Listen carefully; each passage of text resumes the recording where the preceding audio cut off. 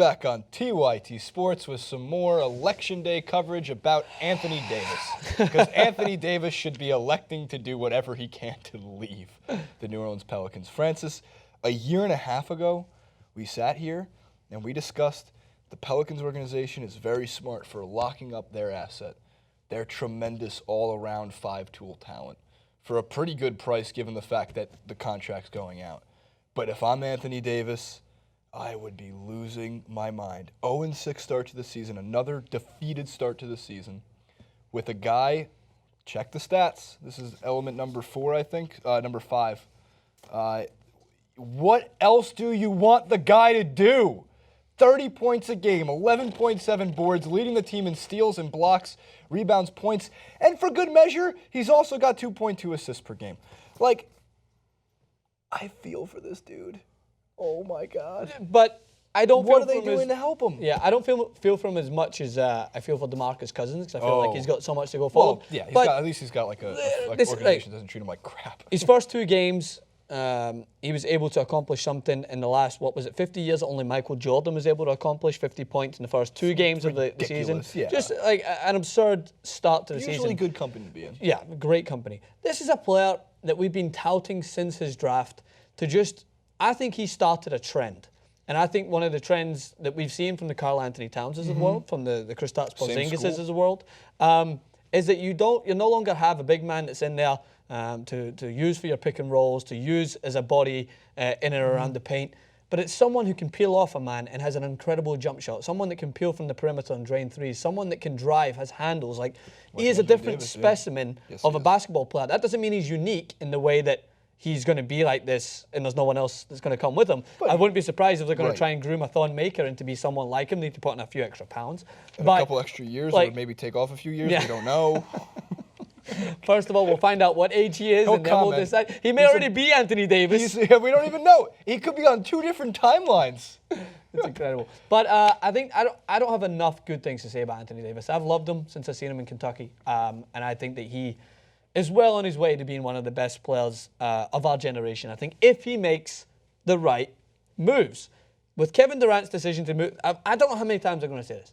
With Kevin Durant's decision to move, again, that's another monumental move in basketball. We'll look back 10, 15 years from now and be like, remember when Kevin Durant went to the Golden State Warriors? Yeah, it sparked a massive shit wave, not a shock wave, a shit wave through the NBA, where people who are looking to obtain greatness, look at this guy who has everything to win a championship. One of the most talented basketball players we've seen in the last 10, 15 years.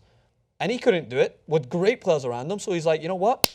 I'm going to a great team. And I think Anthony Davis needs to be looking at the same type of move. So somebody tweeted me in the beginning of the year saying, do you think it's possible that Anthony Davis gets traded mid-season? And based off what I'm seeing with the Pelicans so far, I still think it's extremely unlikely. The good news is, at least DeMarcus Cousins, the Kings are taking offers. They just don't want to give up DeMarcus Cousins for nothing, and it seems like they're asking for like an insane amount. So maybe a deal will be struck there. However, with Anthony Davis's case, his 5-year, $127 million contract is big, which means I don't know if no, he couldn't go to the Warriors, so don't worry, Internet. I wasn't implying that with that. And I don't think like the Cavs are an option, but the Pelicans, I know Drew Holiday is still coming back from, taking care of his wife and that kind of thing. But even with Drew Holiday back, you can't wait on the development of Buddy Hield. I don't see him as being Devin Booker last year and breaking out halfway through the season. I think he has a longer path.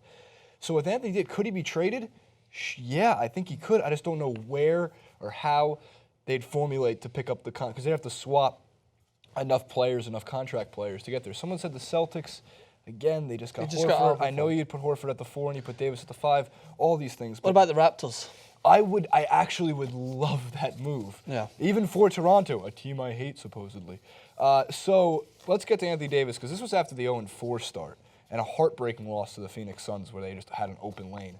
Definitely frustrating, Davis said after Tuesday's 117-113 defeat. We can't get a win. It's frustrating. He continued to say, I'm not worried about last year. I'm focused on this year trying to get a win. But it's frustrating. Whatever we need to do it fast. And then Alvin Gentry, lastly, to weigh in. He's frustrated, but I've got to find a solution. I can't be frustrated to the point where I throw up my hands and not anything's going on. It's my job. That's why they hired me here. I've got to find a solution to our problems. And he continues to say that same thing, especially on the defensive end of the floor. I don't think this is something that's going to solve itself over the next year or two. They just don't have the talent. They don't have anybody around Anthony Davis to really put together a team that could even crack 500 this year. Like, this is a team, once again, who's probably going to miss the playoffs by a wide margin. And again, of course, a tough Western Conference. Top of all of that, I get that Tim Frazier's had a nice little breakout season coming off the back of a breakout half of like the last couple games last year. But that's not a guy that's going to get you into the playoffs. Yeah, look, that's not a backcourt that can help out Anthony Davis. He put up he's putting up monstrous numbers, and it's not like stat padding numbers like Michael Carter-Williams did. This guy could actually go to a handful of teams and make them contenders for conference championships in a heartbeat. And I'm like, off the top of my head, imagine for a second he went to the 4-3 Lakers. And if Luke Walton could find a way to put him into that rotation for 30 minutes a game, 35 minutes a game, the Lakers are all of a sudden one of the 5 best teams in the Western Conference. But that means they'd have to trade D'Angelo Russell. They'd have to trade a Julius Randle. And do you want to mess with that core? If you can get away with trading your draft picks and Jordan Clarkson, shop him. Bring in Davis. He's a game-changing player. What I think Anthony Davis is looking at here, he's thinking to himself, you look at a team like the Minnesota Timberwolves, right? And I'm not saying they've got it all figured out either, but what they're doing is they're building around that talent. If I'm Anthony Davis, I'm looking at the office and I'm thinking to myself, like, what are you doing to build around me? Because we know the same problems going on with the Kings. You like DeMarcus Cousins that much? Show What have you done for him? What have you done for him? You've got an all-star player. The only way you keep these guys in this current climate is if you build around them to the point where, like, all right, here's a team. Like, you look at someone like Kawhi Leonard, right? Again, he was in a fantastic team. He was in a phenomenal, he's still in a great team. But maybe, for instance, you get Tim Duncan moving away and you've got Tony Parker, who just rolled back the years early on this season but didn't look like his true self last year. You get a guy that's like, I don't want to be second best. So what did you do? You brought in LaMarcus Aldridge, another all-star player to play alongside someone who's so great. I know that's a bit stretch of a comparison, but it's a similar thing. You get Anthony Davis, who is of the same stature as so many of the best players in the NBA. And like any player, you got to treat them like he's a LeBron James. You got to do everything in your power. And I know that's a lot easier said than done, but you don't need to make those monumental moves to bring amazing players in beside him, but just make moves that makes him feel a little bit more confident, like they did at the Timberwolves. Karl Anthony Towns, phenomenal talent, already expected to be a great player in the league. Andrew Wiggins, phenomenal player alongside him. You build some talent around them. You bring some youth in. You give some experience alongside it, and you're like, there you go. We've given you the moving pieces. Towns and Wiggins can't blame the organization if it doesn't get to the level that they want it to. They're not. I don't think they're even expected to be contenders at that point. Not until next year. But they're giving you something to hold on to, so you can't blame them. At the moment, he's sitting there and he's like with his unibrows up in the air, thinking to myself, what is going on? No one's giving me support, so why should I support them? And again, look what he's doing on the court. It's phenomenal. It's extremely entertaining to watch. Comment below. It's election day, so hopefully this is something better to watch than the 15,000 hours of coverage. But if you are watching, go to TYT Network. All right, last.